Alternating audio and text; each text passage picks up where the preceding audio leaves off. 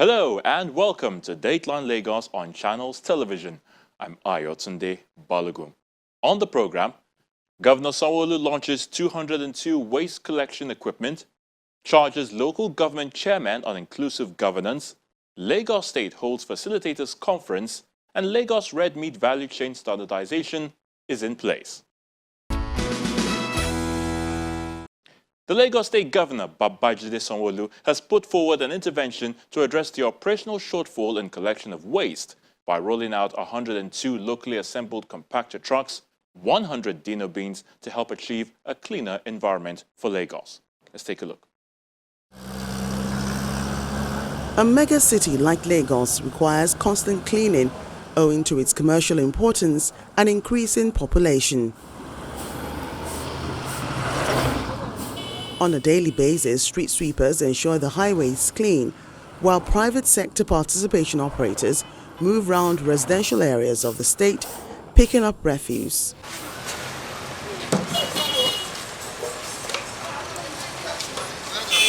Achieving a cleaner Lagos is one of the priorities of the state government, and in making this possible, the government has rolled out 102 locally assembled waste compactor trucks and 100 double dino bins to assist the Waste Management Authority in carrying out its duties effectively.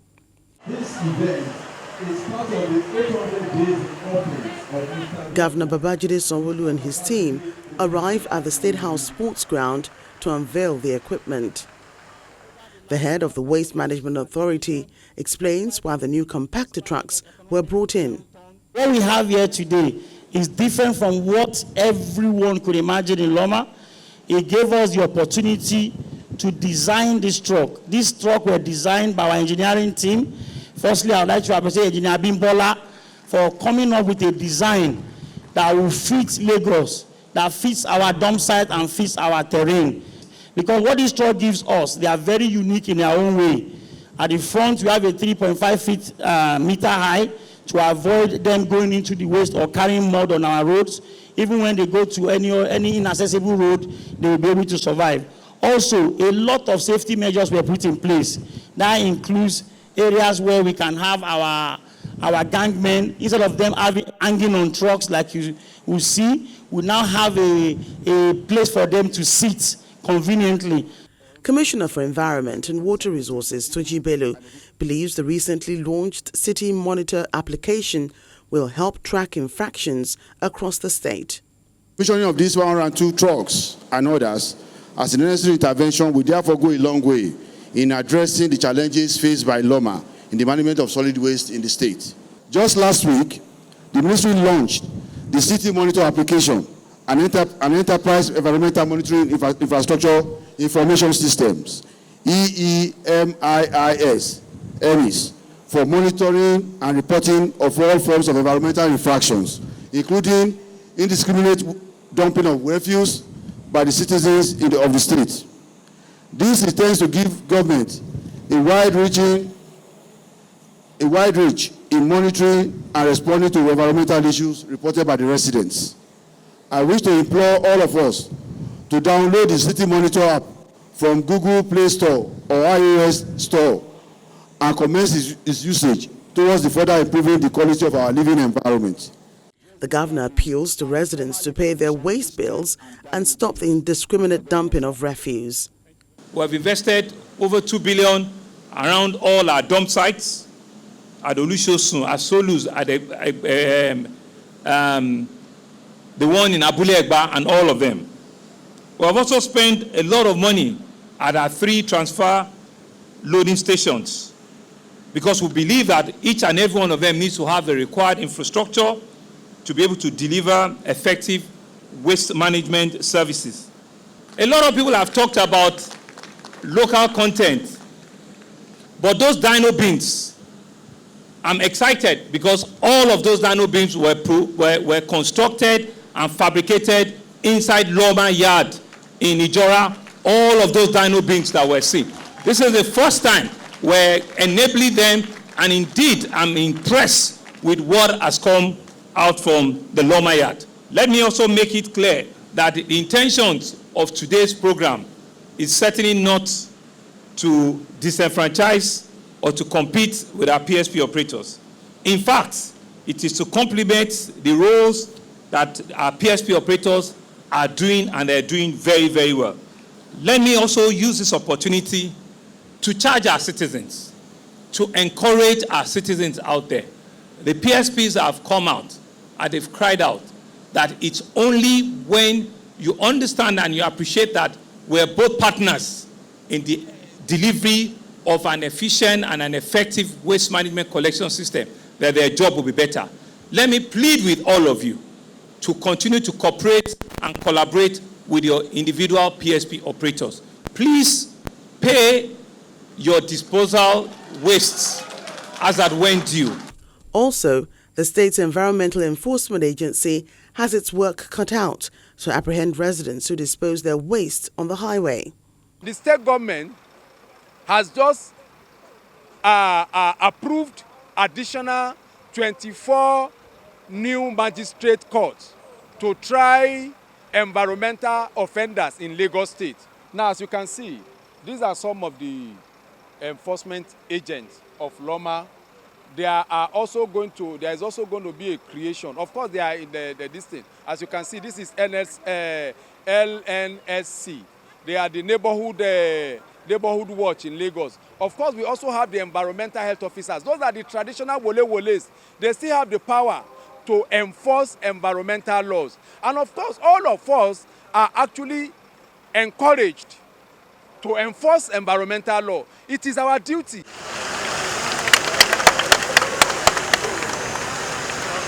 Then Governor Sanwo-Olu tries his hand on one of the trucks.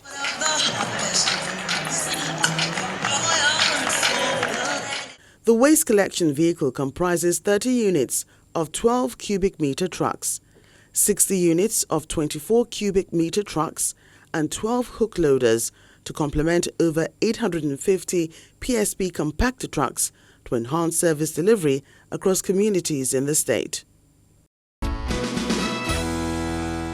Governor Babajide Sanwo-Olu held a retreat with the newly elected local government chairman, asking them to channel their energy towards delivering result-oriented programs for the people. Or let's say the local government chairmen now have their work clearly cut out for them. 2 weeks ago, Governor Babajide Sanwo-Olu inaugurated the newly elected chairman of the 20 local government areas and 37 local council development areas of Lagos State. Do solemnly swear. Do solemnly swear. And pledge. And pledge. That in the service of Lagos State. To the service of Lagos State. As chairman. As chairman.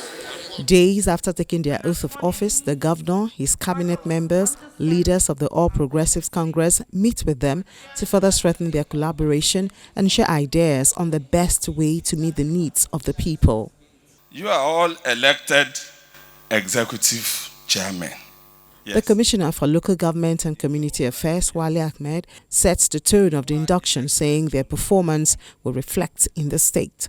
The theme of this retreat, engendering peace, security, and development at the grassroots, has been carefully chosen to address some important discourse, which include, but not limited to, administrative guidelines for local governments, due diligence on project procedure and implementation, chieftaincy matters, drainage, waste management, and sanitation, and of course, we can all do with some lecture on effective communication and strategic public relations skills.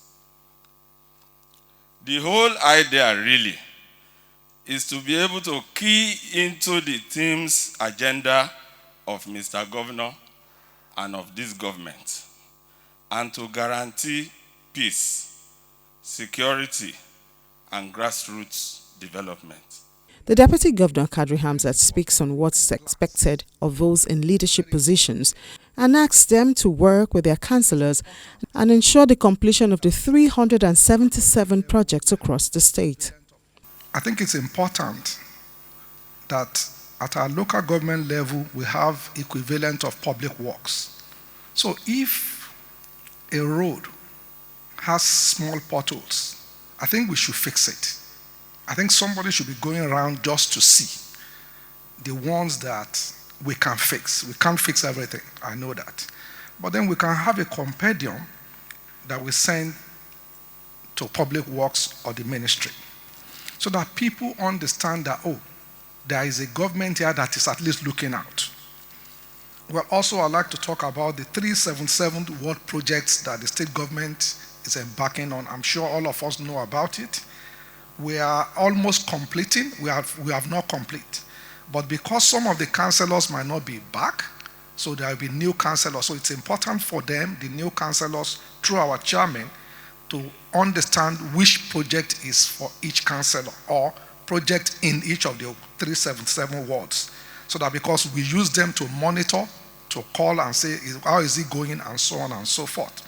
So it's important that our chairman, please let's work with the councillor so that we can finish all these 377 projects. Like I said, 260 something are completed, but we still have a lot. And then we'll be funding the balance to make sure that we finish the whole thing. So I just want to wish every one of you a very successful tenure. Mr. Babajide Olusola Sanwo-Olu. Governor Sanwo-Olu implores the chairman on the need to create programs that will reduce poverty. Peace and security is more than ever before important in our national agenda. We've seen all of the issues that is bothering us as a nation. We've seen all of the security challenges that we have as a country. But Lagos continue to remain safe and secure. Lagos continue to be a center of excellence, a place that galvanizes every citizen of different nationality into our country. And so you have that responsibility as local government chairman to provide a platform where peace and security is paramount to you, where you ensure that you continue to work with all of the local various formations you have. Indeed, there's poverty in the land, and so you need to bring about programs that can reduce poverty in your various local government. You need to be very creative and think out of the box. That what are those little low-hanging things that I can do to my people to enhance small economic development in my local community, but ensuring that we can reduce poverty, because it's when we reduce poverty that we can create wealth amongst our citizens, and there could be better living, for our general population. Speaking on behalf of members of the Governor's Advisory Council of the Lagos State All Progressives Congress, Council Chairman Tajuddin Olusi tasked them to serve the people to the best of their ability. You are the fathers of your various communities.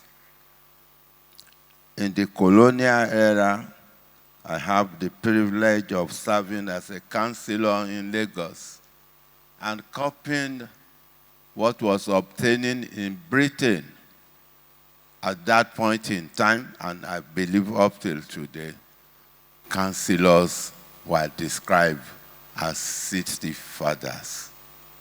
So, in my own words, you are now community fathers. And let me warn you, while rejoicing with you, that you are, by that position, carrying very, very heavy responsibilities. It is my prayers that God, in His infinite mercy, will assist you to discharge creditably all the responsibilities attached to that very important position. As fathers, you have to take care of the people. And these responsibilities include the welfare and well-being of the people in the area of health services, in the area of refuse collection, in the area of primary education, etc., etc. It's expected that this retreat will help the local government chairman walk in the right direction and make positive impact across communities in Lagos State. The Lagos State government is equipping its facilitators for effective teaching and is already working towards educating over 50,000 adults yearly. This was announced at the 2021 Facilitators Conference. It's the 2021 Lagos State Facilitators Conference. Instructors of various centers and facilitators of adult literacy classes across the state are here to acquire more training for their profession. Take yourself as if you are learning driving. The state government is passionate about formal and informal education to help empower the people. For this reason, these teachers are to assist the government achieve its dream of leaving no one behind. You also should realize that adult learners have various traits. Some of them are introverts, some of them are extroverts.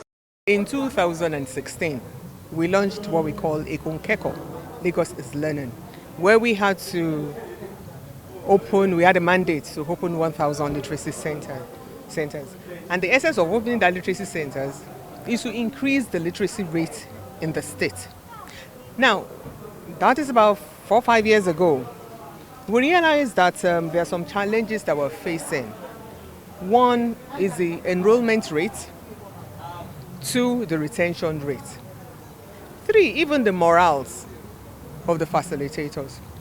And so in order for us to keep on meeting our mandate and keep on increasing the number of adult learners in Lagos State, we decided to have a maiden facilitators conference. In Nigeria, Lagos State is #1 state when it comes to adult literacy.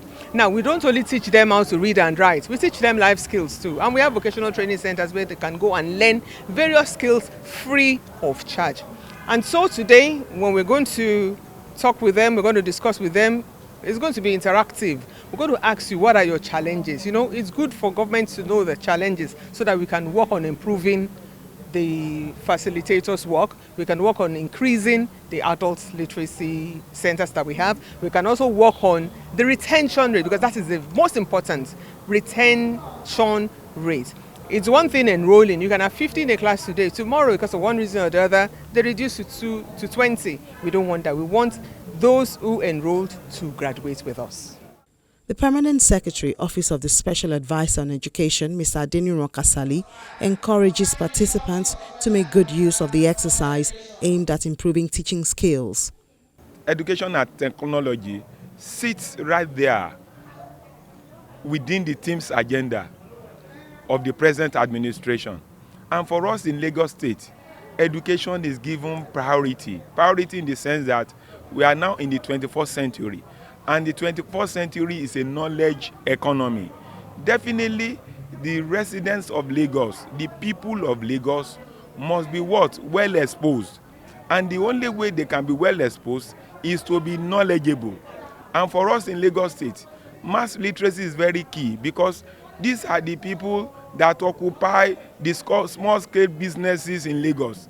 The Yaoloja, Yalata, Yelepo, Yaleron. And for us, they need to what? To know how to read and write. So one of the takeaway in this conference is to what? Expose the teachers of these adults to strategies that will encourage the adults to come and learn. Some of the facilitators appreciate the government for such initiative. So far, so good. We've been able to impact the knowledge gained and the training being given to us on our learners. We are community people, and we're trying to make literacy go around Lagos State, because Lagos State said we should reduce illiteracy level in Lagos State to the barest minimum. And we've been able to do that. Every year, this agency conducts testing, interview, competition to make sure that we are on course. And so far, so good. We've been able to record a number of successes. This exercise will spread across all the local government areas where the 7 vocational centers are situated. The centers are open to interested adults and youth to learn a skill of their choice. 2 additional centers are being built to accommodate more people.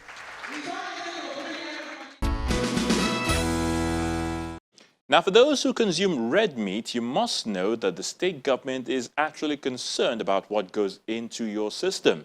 And for that reason, the state has flagged off an 11-man task force on veterinary practice to help achieve some transformation as far as consumption of red meat is concerned in Lagos.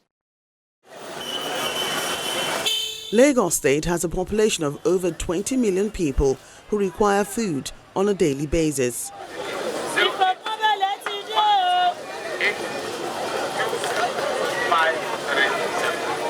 Majority of what's consumed in Lagos is transported from the northern part of the country, and one of such is beef.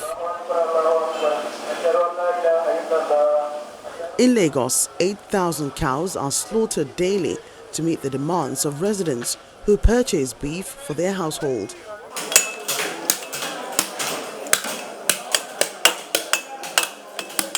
With this huge number of cattle coming into the state, the government says it's making plans to avoid an outbreak of zoonotic disease through its value chain transformation agenda. Currently, we are consuming almost 2 million heads of cattle on an annual basis. We are slaughtering over 6,000 to 9,000 cows on a daily basis. We slaughter over 5,000 heads of sheep and goats on a daily basis. Lagos is the largest market for red meat in sub-Saharan Africa. If we are the largest market, it also tells you that we also carry the biggest risk around the outbreak of zoonotic diseases, which is why even with the COVID-19 pandemic, you see Lagos being the epicenter followed by Abuja. And this is just even by default in terms of human travel.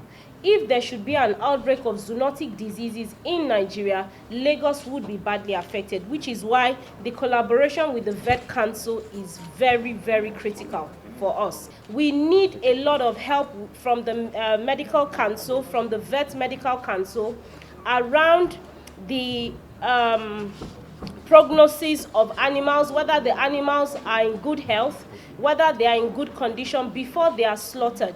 We have found in some cases animals slaughtered that have tuberculosis and some other diseases as such, but a lot of enforcement is actually required, and the Vet Council is required around this area to also help and strengthen the vet services that we have here in Lagos. In keeping residents safe from animal diseases, the Lagos State government is collaborating with the Veterinary Council of Nigeria to help checkmate the health status of cattle before they go to the slaughterhouse. There is a lot we are trying to do as a state government around setting up last mile meat safety hygiene standardization. You can have the best team, you can have the best vet doctors do what they need to do from the point of origination up to the point of slaughtering. But if you also don't have the proper health facilities or the proper health checkups around the last mile, which is where the animals are now sold, the carcass is sold, the meat shops, the tabletops, whether it's Teflon table or some other sort of tables where it's sold, it can still be diseased and one can still consume unhygienic red meat. Sensitization around Lagosians understanding that it is not safe and hygienic to buy meat that has been freshly killed, but to buy meat that has undergone refrigeration to kill any bacteria or virus is critical. Which is why, as a ministry, we are trying to push that sensitization forward for people to understand that the way we sell meat now in Lagos and in Nigeria is not the best. So what we are trying to do is to ensure that standardization, sensitization and awareness, training are properly done, and people begin to ask for the alternative, which should be better practices around the red meat value chain. You will agree with me that the red meat transformation agenda to succeed, veterinary services have a very critical role to play. Hence, the much needed support and cooperation of the Vet Council of Nigeria cannot be overemphasized. President of the Veterinary Council of Nigeria says he's ready to join hands with the state to ensure standard practice and delivery of quality services to the public. Lagos State is very strategic in the livestock industry in Nigeria as it holds the highest number of private veterinary practices and related industries in the country. As a result, the provision of veterinary services to these industries to be properly regulated to ensure that they receive the best veterinary and other animal health care services is very, very paramount to the council. With the official inauguration of the State Veterinary Practices Committee Today, the committee is empowered to register, to profile, and regulate all veterinary premises across the state. On the part of the committee members, I wish to remind you all of the high level of responsibility, hard work, and diligence expected of you in delivering your mandate. We are calling on all unregistered and illegal veterinary outfits in the entire nation, not just Lagos State, to register with their various state committees. If it is illegal, to shut it down within the next 60 days. We are just giving 60 days, Honorable Commissioner, or face the full wrath of the law. An 11-man task force has been set up in Lagos to help achieve the red meat transformation agenda in the state. Well, that's the program for this week. Thank you so much for watching. I'm Ayotunde Balogun. Until next time, please stay safe.